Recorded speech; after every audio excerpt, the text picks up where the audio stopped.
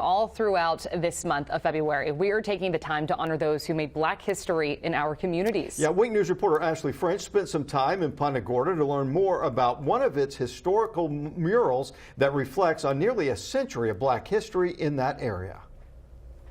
The city of Punta Gorda is known for many things, like its charm, small community, and murals painted throughout the city.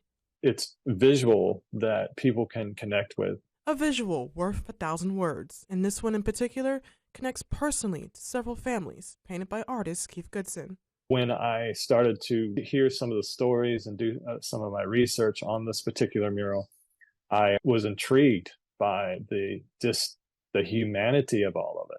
The mural you see features 10 panels that reflect on the impacts Blacks made in the early stages of Punta Gorda's development. There's a legacy that's being put that others will see. A legacy Pastor Demetrius Thomas knows well. On panel 5, also known as Desegregation, features the Fab Five. His father, Isaac Thomas, and 4 other students were the first Blacks to integrate Charlotte High School on September 3, 1963.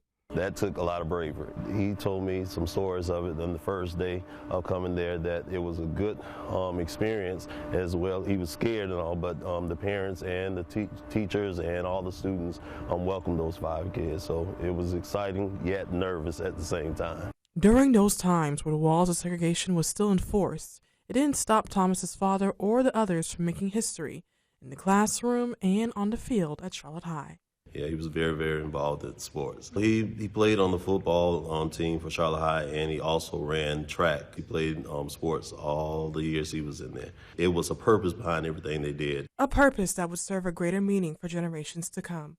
Despite some of the challenges Blacks went through during those times, it didn't stop the Fab Five from persevering and making a difference in education. There was always some things and some difficult moments in there, and as well as them in education, they had to, as Black students, had to do a little bit more. They had to study a little bit more to prove themselves, so they enjoyed being, the first 5 that actually made a difference for those that were going to come after them. Now their story is forever embedded on the walls of Baker Center in Punta Gorda.